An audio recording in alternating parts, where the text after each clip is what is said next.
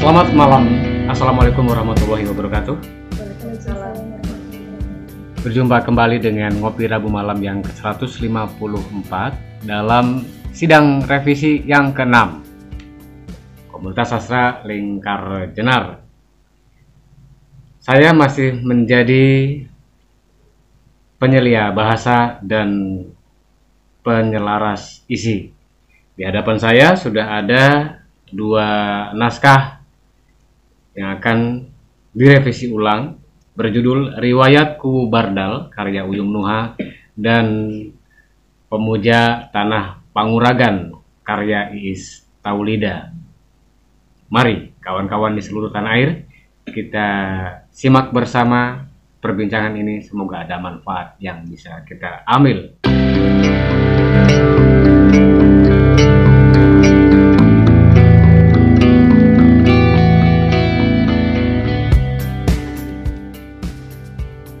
Cerpen Riwayat Kubu Bardal itu semula Haji Bardal, kemudian diperbaiki, direvisi lagi menjadi Riwayat Kubu Bardal.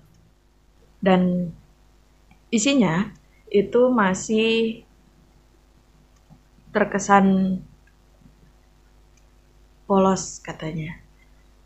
Masih ya secara keseluruhan tidak ada yang namanya kubu baru diangkat kemudian langsung korupsi, apalagi sendirian. Secara umum. Ya, secara umum begitu. Itu yang menjadi catatan saya. Kemudian diusulkan untuk cerita ini agar memiliki misteri gitu. Kubu Bardal sesungguhnya tidak melakukan korupsi. Kemudian tetap asumsi-asumsi itu atau opini-opini yang berlangsung di masyarakat sih ya tidak menjadi persoalan. Kemudian desas-desus itu terus semakin menyudutkan Kubu Bardal, tetapi bukti konkretnya itu tidak melakukan gitu. Jadi maksudnya masyarakat itu hanya melihat sisi luarnya saja gitu kan, dari perilaku Kubu Bardal yang menyelenggarakan pesta besar-besaran. Nah, kemudian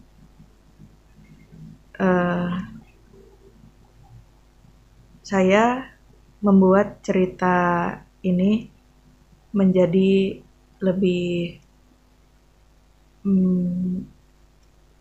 misterius lah gitu, lebih tidak yang dikatakan sebagai polos-polos saja gitu. Kemudian di ending juga sebagaimana yang diberikan kritik itu menempatkan seorang paman yang ternyata memberikan kalimat-kalimat penting gitu, kepada si anak ini, kepada anak kecil ini. Begitu. Sementara begitu. Apa yang berubah, Pak? Ya itu. Di ending, kemudian di pertengahan yang menyebabkan apa sih yang Kubu Bardal itu, aparat desa yang lainnya tuh jawab tidak tahu gitu, tapi kalau ke orang lain ya seolah iya seolah enggak gitu. Iya tapi jawabnya enggak gitu. Gimana ya? Dibikin chaos lah. Gitu. Bikin chaos. Bukan chaos sih. Jadi masyarakat tuh bingung gitu, dibikin bingung maksudnya. Ini bener nggak sih? Wah, Bardal tuh korupsi gitu. Nah, saya menangkap ada keraguan penulis untuk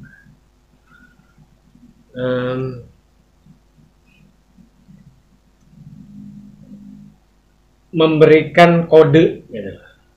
Kalau tidak bersalah, kalau bersalah, tunjukkan kodenya. Itu saya menemukan itu. Ragu, bahkan kemudian cerita menjadi memutar gitu kan. Tetapi tidak mengarah kemanapun sebenarnya, karena bisa ditengok lah. ini berpanjang-panjang menceritakan Kubu Bardal, tetapi dia tidak diberikan, misalnya dia pergi dengan orang-orang dengan mobil jeep misalnya, itu tanda-tanda mobil jeep itu tanda-tanda mobilnya pejabat misalnya. Tetapi saya pikir begini, sekecil apapun persoalan di balai desa itu akan menyebar dengan cepat dan informasinya hampir bisa dipastikan valid. Biasanya begitu. Apalagi misalnya sejak awal Kubu Bardal, Haji Bardal ini sebelum jadi kubu itu orang dikenal sebagai sosok yang humble, sosok yang ramah gitu kan. Tetapi kemudian ketika dia menjadi kubu, berubah perangai, berubah perilaku, terutama di 1 minggu yang diketahui oleh bapaknya si Aku itu, pusing lah, apalah, lesu dan seterusnya gitu kan. Saya pikir kalau memang itu persoalan administrasi, persoalan pemerintahan, saya pikir aparat desa itu akan mengetahui dengan jelas, kecuali persoalan pribadi itu enggak, saya pikir udah agak susah untuk dibuka gitu kalau persoalan pribadi. Tapi berkaitan dengan persoalan pemerintahan, saya pikir tidak ada sesuatu yang bisa disembunyikan, tidak ada. Apalagi misalnya setelah pemilihan kepala desa, yang kalah sekalipun itu jadi perangkat. Dia tidak berada di luar sistem, berada di dalam sistem. Ada yang kemudian berubah pikiran untuk mendukung, ada yang tetap seperti semula. Dia nyari celah untuk menggulingkan lawannya itu. Ini terjadi di mana-mana. Yang tadinya calon kubu kemudian jadi sekdes gitu. Kemudian jadi ekbang, kemudian jadi kasih pemerintahan dan seterusnya lah, mungkin jadi kadus dan lain-lain gitu. Itu mereka jadi oposisi, berada di dalam sistem, tetapi diam-diam menjadi oposisi. Itu yang kemudian mereka punya atau bahkan mencari peluang untuk membuat gosip, untuk membuat isu-isu tertentu terkait kepala desa yang sedang dihadapinya. Jadi ini seolah misterius, tapi yang dimaksud misteriusnya itu apa? Saya tidak menemukan itu. Misalnya kasih kode, kasih password bahwa ada orang-orang tinggi besar seperti preman, kadang berseragam tentara, kadang anu. Tetapi kalau dijemputnya dari balai desa, tidak mungkin orang desa tidak tahu dibawa oleh siapa, pergi kemana, kecuali diculik ya, Tapi persoalan apa yang paling mungkin yang membuat Kubu Bardal ini diculik oleh orang-orang gitu? Ini jadi semakin bias gitu loh. Jadi tidak mengerucut. Kalau mau membuat Kubu Bardal bersalah, dia lakukan bersalah. Kalau tidak bersalah, tunjukkan ketidakbersalahan itu. Yang melakukan pembelaan adalah perangkat desanya. Perangkat desa yang menepis, enggak itu tidak benar. Itu fitnah, itu anu. Jadi pembaca jangan dibuat bingung oleh keterangan-keterangan yang memutar-mutar itu. Alur yang memutar ini kadang anu. Itu kan seolah bahwa perangkat desa tidak ada, kayaknya tidak ada yang tahu. Padahal apapun yang terjadi di desa, ketika ada satu aja perangkat desa yang tidak sepakat atau masih menyimpan perasaan kesal terhadap kubu, menyebar itu. Jangankan uang ratusan atau miliaran rupiah, uang 4 juta saja itu bisa masalah. Ini kejadian, ini kejadian nyata kayak gini. Artinya ini hendak dibawa kemana? Kalau memang kubu Bardal ini mau diposisikan sebagai orang yang bersalah, ya kerjakan, tegas saja. Tetapi peluangnya dari mana? Kalau mau bersalah, jika tidak, ya sama juga harus ditegaskan. Ada kode meskipun tidak jelas betul, tapi tegas bahwa dia tidak bersalah. Ngapain tuh bapaknya runtang-runtung dengan Wak Bardal tapi Wak Bardal tidak pernah curhat gitu loh. Ngapain? Pasti curhat, mestinya curhat. Nah, si bapaknya ini ngomong ke ibunya, si anaknya dengerin. Itu persoalannya. Itu namanya kode. Itu yang namanya penjelasan. Wak Bardal itu nggak bersalah. Dia tanpa sengaja misalnya terjerat mafia yang dulu memodalinya ketika mencalonkan jadi kubu. Ada masalah. Itu aja bisa kayak gitu tuh. Jadi jangan dibikin ngambang, kan jadinya membodohi pembaca gitu. Pembaca ingin mengetahui ini bersalah atau tidak. Meskipun tidak perlu dijelaskan betul. Tapi dari pergaulan antara bapaknya si Aku dengan kubu Bardal, pastilah terjadi komunikasi, terjadi obrolan. Ada curhat di situ. Oh, dia sedang menghadapi masalah.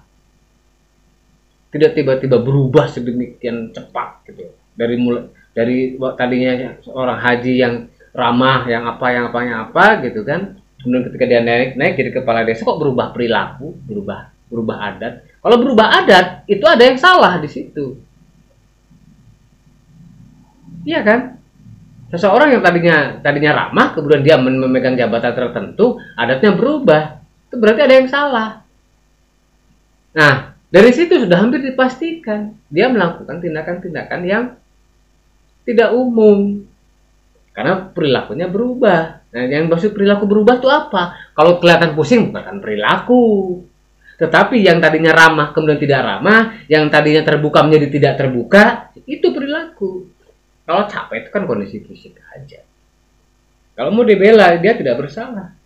Ada curhatan di situ dengan bapaknya si Aku. Misalnya demikian gitu loh. Atau kalau mau ada alur lain, ya silakan aja gitu. Tetapi kalau menggunakan cara seperti ini, saya pikir ini justru semakin bias gitu. Tidak kemana-mana gitu. Tidak memberikan penjelasan apapun, tidak memberikan pilihan apapun gitu. Dia bersalah atau tidak, jangan kemudian penulisnya sendiri tidak tahu bahwa dia bersalah atau tidak bersalah gitu. Harus kasih kode. Tapi dari perubahan sikap yang tadinya ramah menjadi tertutup dan seterusnya, itu berarti ada yang salah. Kubu Bardal sudah melakukan sesuatu, ada konspirasi, ada kong kali kong di situ, misalnya dengan pemilik modal ketika dia mencalonkan jadi kubu.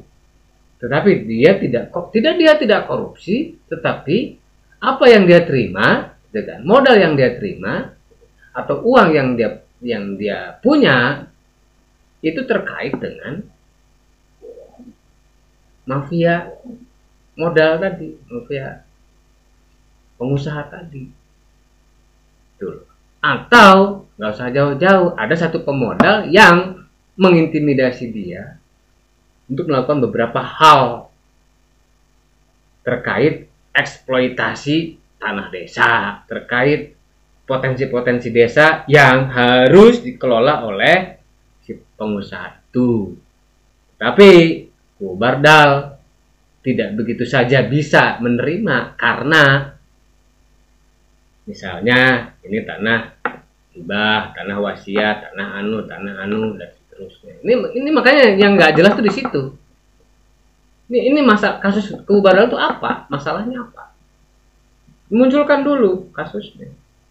Baru kemudian gosip berkembang. Kata si Anu ini, kata si Anu begitu. Oh enggak, ini buktinya gini nih. Kamu kata siapa begitu gitu tuh? Saya ngeliat sendiri kok. Nah, permainannya di situ. Tetapi ada satu persoalan yang dimunculkan dulu. Ada masalah yang kemudian diketahui oleh orang banyak, paling tidak oleh perangkat desanya, kemudian menyebar ke orang-orang desa. Kata siapanya perangkat desa tidak bergunjing juga. Bergunjing mereka.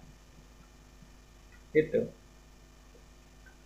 Iya, sepakat. Saya memang mencari itu gitu untuk menuduh, untuk membuat Bardal bersalah tuh di apa gitu. Karena semula memang saya membuat Bardal ini kan bersalah karena menjual, ya karena betul-betul korupsi. Tetapi kan oleh Pak Hakim pada persidangan yang lalu itu mengatakan bahwa tidak ada yang korupsi sendirian, bahwa tidak ada pejabat yang melakukan KKN itu untuk memperkaya dirinya sendiri itu nggak ada, pasti berjamaah gitu. Nah, di sini kemudian diusulkan untuk sebetulnya Bardal nih tidak bersalah gitu, katakanlah dia adalah korban. Tadinya kena saya fokus ke sana gitu. Panjang-panjang juga. Saya fokus ke sana membuat Bardal ini tidak bersalah gitu.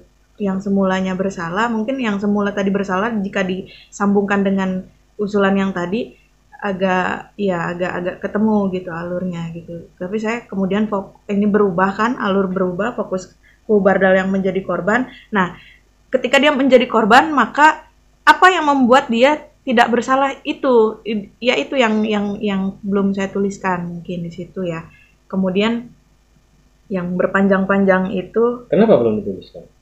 Ya tidak terpikir ketika proses penulisannya gitu untuk membuat Bardal ini tidak salah tuh apa ya, makanya kan di akhir itu kan Bardal itu sedang dalam tekanan. Saya memberi keyword di situ gitu. Kita tidak tahu dan mungkin tidak akan pernah tahu siapa di balik pembuat isu yang beredar gitu. Karena penulis sendiri tidak tahu dalam tekanan apa. Iya itu tekanan apa yang menjadi PR di situ gitu loh. Kan penulis kan sutradara. Gitu tinggal diatur saja dia bersalah atau dalam tekanan apa gitu loh. Tidak kemudian membuatnya menjadi ngambang. Dia bersalah. Main-mainlah ke balai desa kalau pengen tahu gitu loh. Kita akan tahu gitu loh. Situasinya seperti apa. Bagaimana misalnya galian C, bagaimana tukar guling, bagaimana penjualan tanah desa, bagaimana korupsi BUMDes misalnya. Itu kan menjadi penting gitu. Ya ini kan nggak jelas. Kalau memang dia tidak bersalah, masalahnya apa? Kasusnya apa?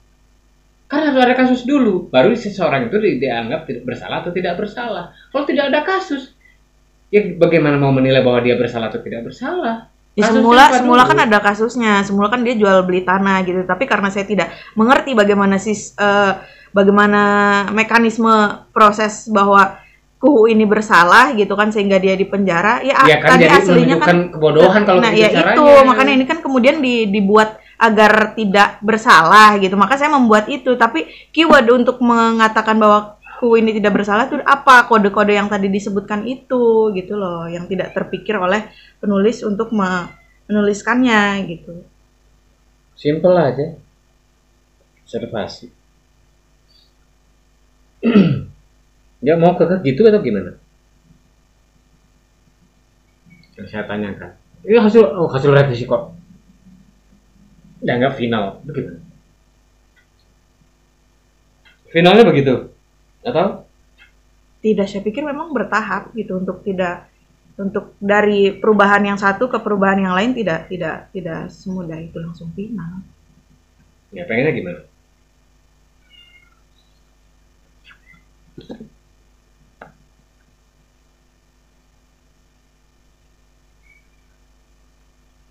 Ya saya begitu dengan mudah gitu, dengan mudah memberikan clue.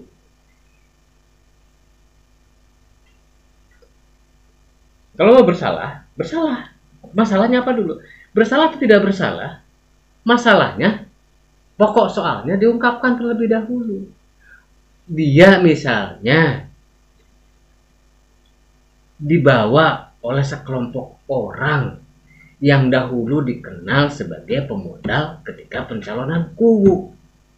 Itu cukup. Artinya ada masalah dengan para pengusaha ini. Misalnya saja pengusaha itu sudah memberikan uang banyak kepada kubu Bardal sampai kubu Bardal bisa membuat hajat 7 hari 7 malam, tapi uang itu sebenarnya uang panas. Uang yang katakanlah dijadikan DP ijon untuk penguasaan terhadap beberapa lahan desa tersebut. Makanya kubu Bardal pusing, uangnya habis, sementara dia ditagih oleh pengusaha itu. Simple. Dia dalam posisi apa? Bersalah bisa, tidak bersalah bisa. Tetapi dengan dia berusaha untuk mempertahankan potensi desa itu agar tidak dieksploitasi oleh para pengusaha, itu sisi positifnya. Nah, saran saya yang lain adalah jika tidak menguasai persoalan kriminal, sebaiknya ganti tema, ganti topik. Karena ini harus betul-betul dipelajari. Kalau tidak menguasai persoalan kejahatan, jangan bicara tentang kejahatan. Kalau mau begitu dipelajari terlebih dahulu. Ada intriknya seperti apa, triknya seperti apa, cara untuk menghapusnya seperti apa. Ya, kalau kejahatan dilakukan berjamaah itu persoalan aja. Bukan pokok soalnya. Kalau orang mau jahat jangan sendirian gitu loh. Kalau mau jahat, kalau mau berbuat baik jangankan orang lain. Jempol kaki aja nggak boleh tahu. Simple kok. Makanya pelajari, bukan mengarang, pelajari. Yang namanya kriminalitas pemerintahan desa itu seperti apa? Ini dasar betul. Supaya orang nggak tahu persoalan kok menceritakan kejahatan di desa kan repot. Itu soalnya simple kan? Saya simple aja. Main-mainlah ke balai desa atau ya dari banyak kasus juga bisa diambil. Cuma kalau bicara tentang bahwa ini jahat dan tidak jahat, ya kode masalahnya apa dulu yang menjadi paling santer, paling utama dibicarakan banyak orang itu apa gitu loh. Kemudian curhatannya seperti apa kepada bapaknya si aku. Ya, curhatan itu yang penting sekali itu. Karena dari situ kan akhirnya jadi tahu bahwa kubu Bardal sebenarnya tidak bersalah betul, tapi dia sudah terlanjur terjerat. Itu. Ini jangan terlena menceritakan sesuatu, jangan terlena. Ini ada keterlenaan di situ, tidak waspada terhadap kemungkinan yang lain.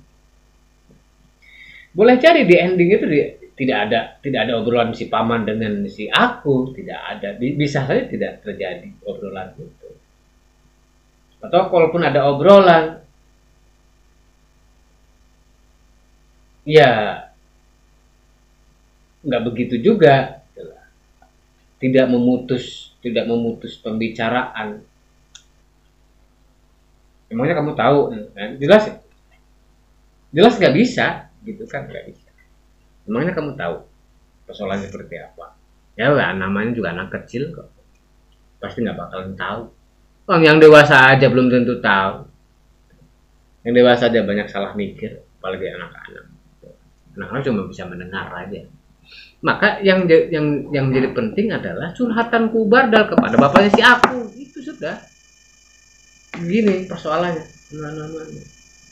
Artinya pembaca pun kemudian diajak untuk berpikir, iya, dia salah menerima uang itu, tetapi Kubardal tidak tahu bahwa uang itu uang sogokan misalnya, bahwa uang itu uang DP, uang ijon, kemudian dipakai untuk hajatan, kemudian dia akhirnya terjerat gitu loh, antara mempertahankan tanah desa dengan mengembalikan uang dari kepada pengusaha, sama-sama berat.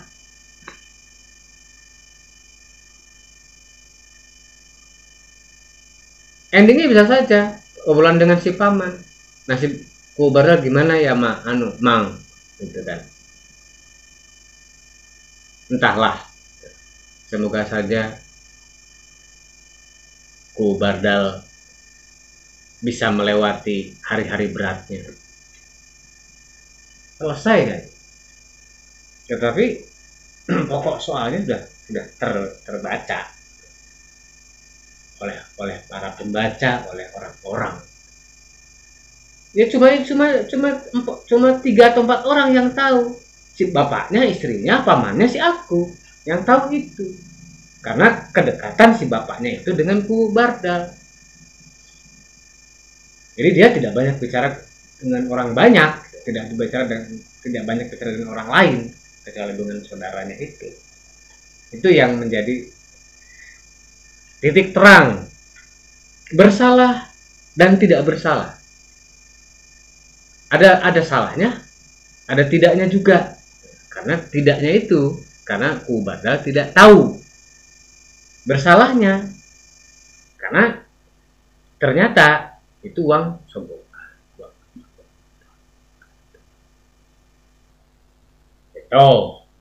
Saya pikir demikian ya. Ini persoalan logika sih ada sih sebenarnya. Pesan logika. Bagaimana memunculkan konflik? Konfliknya itu di mana? Konflik itu bukan kemudian ini ada masalah, tapi masalah ini tidak dijelaskan. Masalahnya apa? Cuma melihat dari ini permukaan. Ya itu kan bisa kemudian pembaca merasa dibodohi gitu loh. Pembaca itu sekaligus juga berperan sebagai detektif. Dari mana nih asalnya? Gitu. Jadi tidak membiarkan kemudian pembaca marah-marah karena ketidakjelasan. Saya pikir itu ya. Karena tadi saya baca sampai selesai itu saya tidak menemukan bahwa gitu. Pokok soalnya apa? Ini semuanya dugaan-dugaan yang itu jadinya apa gitu. Bukan kemudian ingin mencari kebenaran bahwa Kubardal bersalah atau tidak, enggak. Tetapi dengan cara seperti itu, dengan gaya bercerita seperti itu, membuat pembaca seperti dibohongi, seperti dibodohi. Gitu. Ini sebenarnya masalahnya apa? Kalau bersalah ya bersalah aja, kalau enggak ya enggak aja gitu. Toh nanti cerita juga belum selesai, nanti akan kemana-mana. Gitu. Itu, saya pikir ya. Kita kepada pemuja tanah Panguragan, silakan. Ya, baik, terima kasih. Pemuja tanah Panguragan sebelumnya berjudul Segenggam Tanah Bertuah. Dan karena untuk lebih menunjukkan ke tempat di mana tanah yang bertuah dan dikeramatkan itu, maka diubahlah menjadi pemuja tanah Panguragan ini. Cerpen ini terinspirasi dari kepercayaan masyarakat sekitar Panguragan dan mungkin juga sudah dipercaya oleh di luar kota Cirebon sendiri bahwa tanah di Panguragan itu bisa membuat usaha seseorang menjadi bangkrut, bahkan bisa juga untuk media guna-guna. Seperti yang kita ketahui bahwa dimanapun tempat yang dikeramatkan, yang pada awalnya menjadi tempat yang baik untuk berziarah terhadap makam-makam leluhur kita, selalu saja ada yang menyelewengkan menjadi tempat yang tidak baik gitu. Selain mengalami perubahan judul, cerpen ini juga mengalami perubahan isi cerita. Dari sifat Mang Kurnia yang tadinya suka marah-marah dan kejam terhadap beberapa pegawainya, di sini diubah menjadi lebih ramah sebagai tanda bahwa memang Mang Kurnia ini menggunakan penglaris ya, bahwa untuk menutupi dirinya bahwa dia sebagai orang baik gitu, seolah-olah menjadi orang yang baik. Jadi dia lebih ramah, lebih baik terhadap pelanggan dan karyawannya. Kemudian selain itu juga dimasukkan mengenai ciri-ciri penglaris, di mana ketika kita makan di tempat itu rasanya enak, tetapi ketika dibawa pulang menjadi berubah hambar.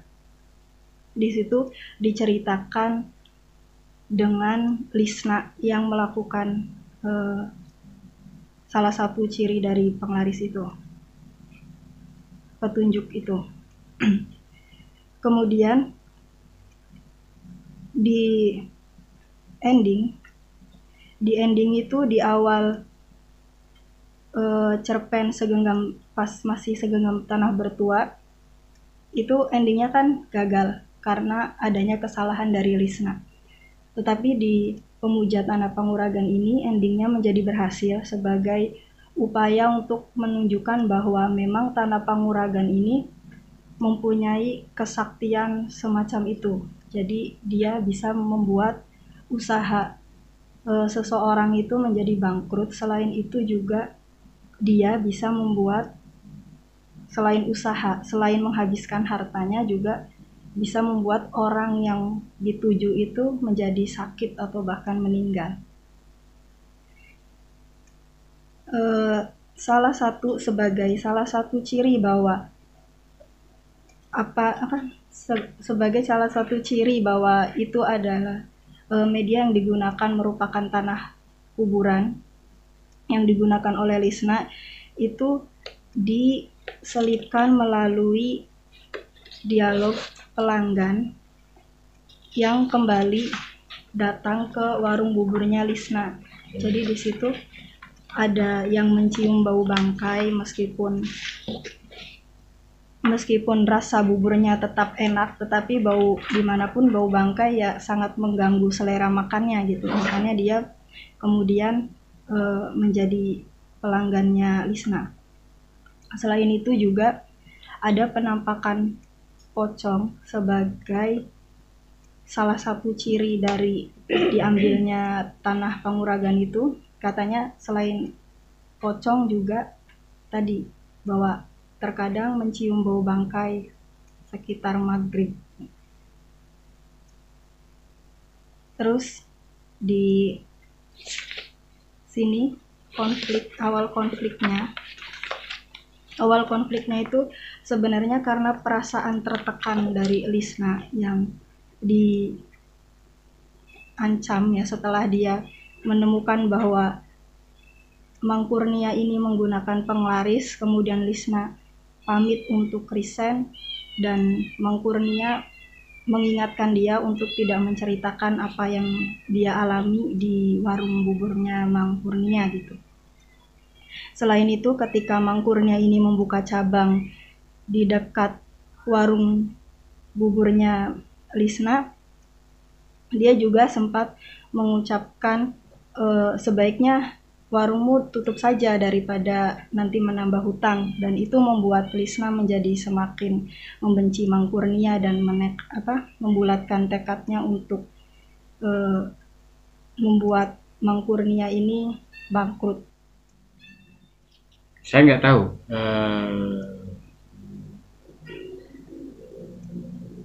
seorang yang menggunakan pesugihan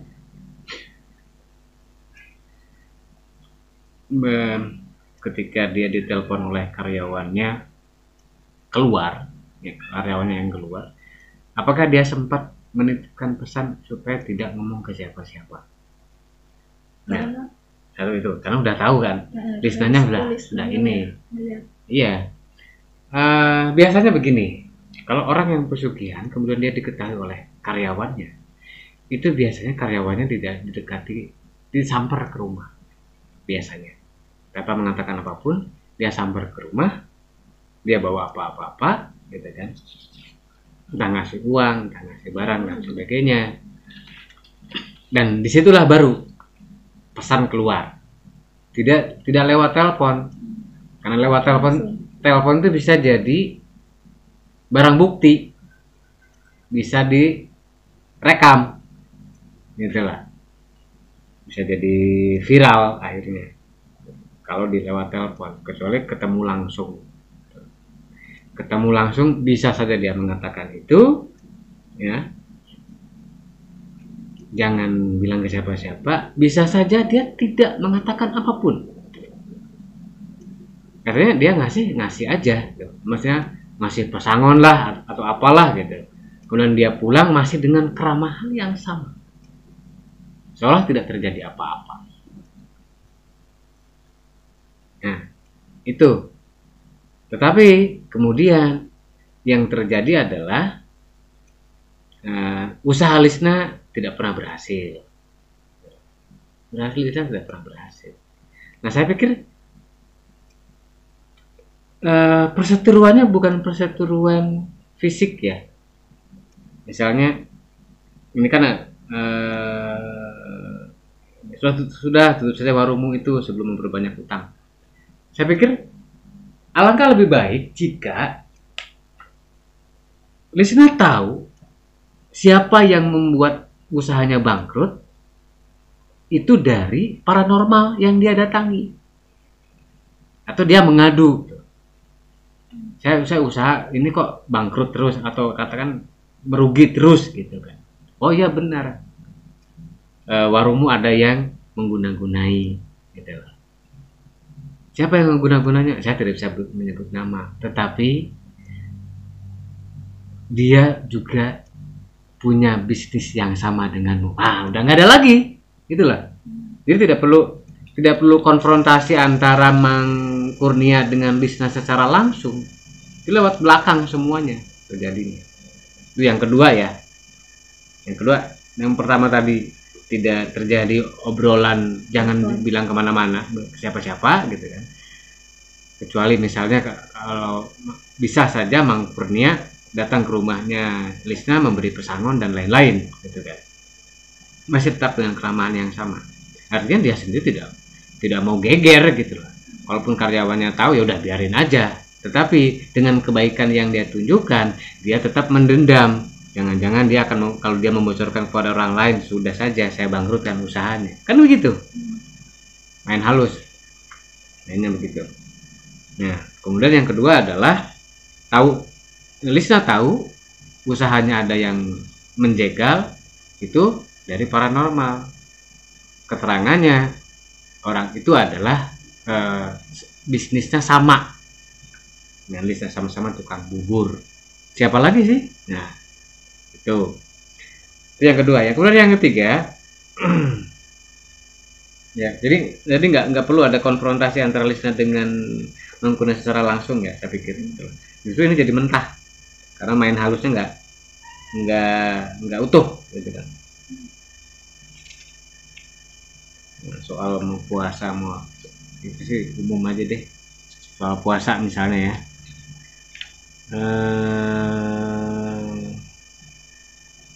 Kemudian begini,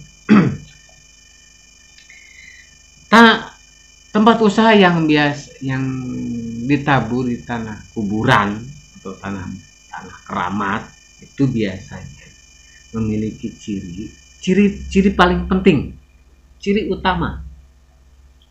Kalau orang mau ke situ kelewatan, nggak kelihatan, seperti ketutup mendung, ketutup apalah, itu ciri-ciri utamanya.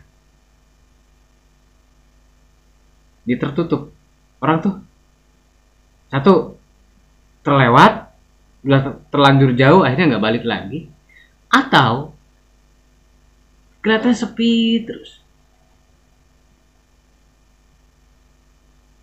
terlihat sepi, seperti nggak jualan, seperti tutup, Kalau tidak kelewatan, kalau tidak terlewati, seperti tutup. Akhirnya orang ya jalan terus aja. Itu ciri utama tempat usaha yang ditaburi tanah keramat, kuburan atau apapun. Ciri utamanya itu. Nah, kalau soal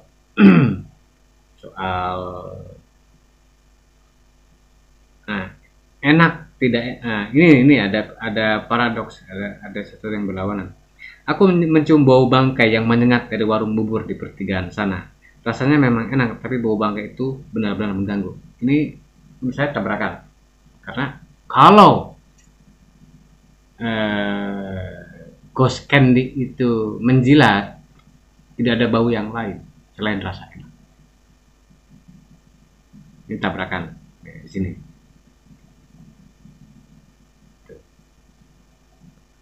Kecuali misal mungkin yang dimaksud oleh di situ kan tanah kuburan, kemudian isinya ikutan situ menimbulkan bau ya. Yang jelas kan kalau antara jin penjilat dengan poci,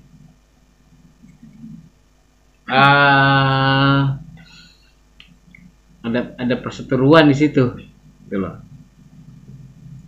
Ada perseteruan. Enak tapi bau bangkai. Sebenarnya bisa sih, bisa. Tapi biasanya kalau ada serangan kayak gitu tuh kan, itu membuat si antara masuk atau mental. Kalau masuk dia menguasai seluruh rasa yang ada di situ, atau dia mental karena penguasa di situ. Nah, itu. Jadi salah satu aja. Yang umum itu kan ketika aku tuh mau ke sana, mau yang pertigaan masih buka nggak sih, gitu kan? Warungnya kok nggak pernah kelihatan gitu. Seperti kelihatannya tutup terus. Iya ya. Padahal kemarin laris. Kok kelihatan tutup? Saya kemarin ngeliat satunya lagi gitu kan. Saya pernah ke situ, buka kok. Sampai malam gitu.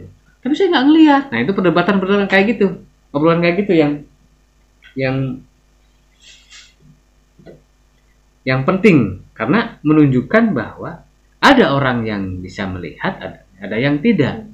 Karena biasanya seperti tutup atau seperti nggak ada. Orang ini lewat. Nah, kalau penampakan, nah ini beda. Kalau penampakan, ini penampakan pocong sedang mengelilingi warung, mengelilingi. Poci itu kan terbang, bukan ajrutan. Ya, kalau mengelilingi, gitu kan. Berarti kan itu sudah dikuasai. Kalau sudah dikuasai, artinya yang di dalam kalah. Sementara ini beda jalur. Kalau jin itu menjilat, kalau poci itu meludahi. Bedanya di situ. Jadi jin penjilat itu ketika makanan sudah dihidangkan, dia menjilati satu persatu. Kalau poci itu meludahi. Menjilat dengan meludahi beda. Jadi kalau misalnya tugasnya merusak, saya pikir akan terjadi pertempuran di situ. Kalau misalnya antara jin penjilat dengan poci bertemu, gitu. Kecuali dengan maksud sama-sama jadi penglaris, itu bedanya di situ. Gitu ya. Maka saya pikir kalau penampakan yang kayak gitu menjadi tidak begitu penting. Karena itu kan terlalu mencolok. Kalau misalnya yang semula enak menjadi bau, gitu kan? Nah, atau menceritakan, mengulang kembali seperti pengalaman Lisna makan di situ enak, dibawa keluar ini nggak enak, hambar.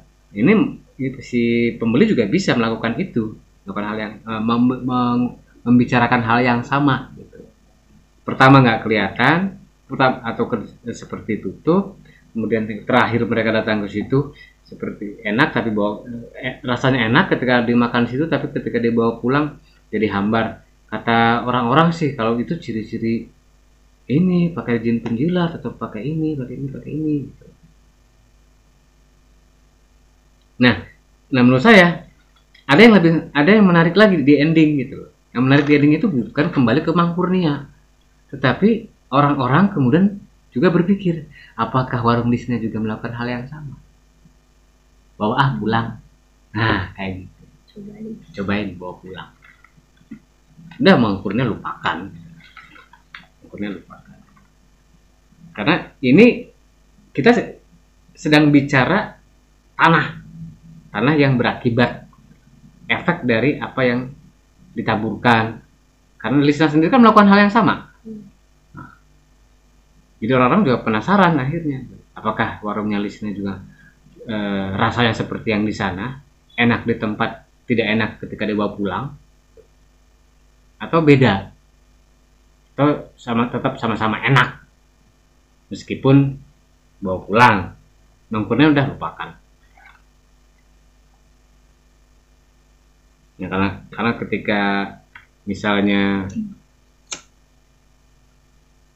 Mang Kurnia sudah tahu dagangannya mulai tidak laku, dia langsung konsultasi dong dengan paranormalnya, dengan gurunya, dengan dukunnya, langsung kayak gitu tuh.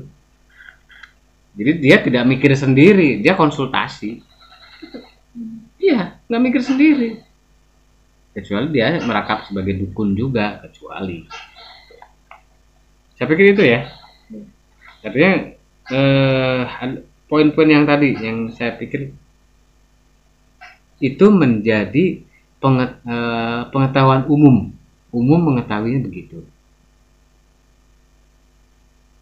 Kalau ada yang main menaburkan tanah gitu kan, yang kayak gitu itu biasanya apa yang berlangsung adalah anu.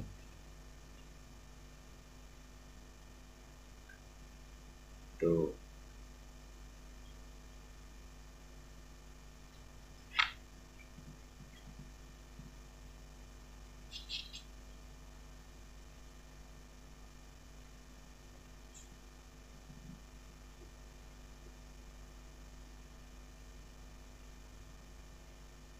Jadi apa yang dikerjakan Lisna itu juga berbuah. Para pembeli berpikir hal yang sama ketika mereka mendapati apa yang dialami oleh Lisna juga dialami oleh konsumennya dia. Artinya ketika dia menaburkan itu ke warung Mang Kurnia, dia sendiri kan coba tidak hanya membangkrutkan warung orang lain, tapi sekaligus membuat penglaris. Nah, kalau Mang Kurnia jin penjilat, dia pakai poci misalnya, begitu. Dia harus, ya begitulah, bisa dipahami ya.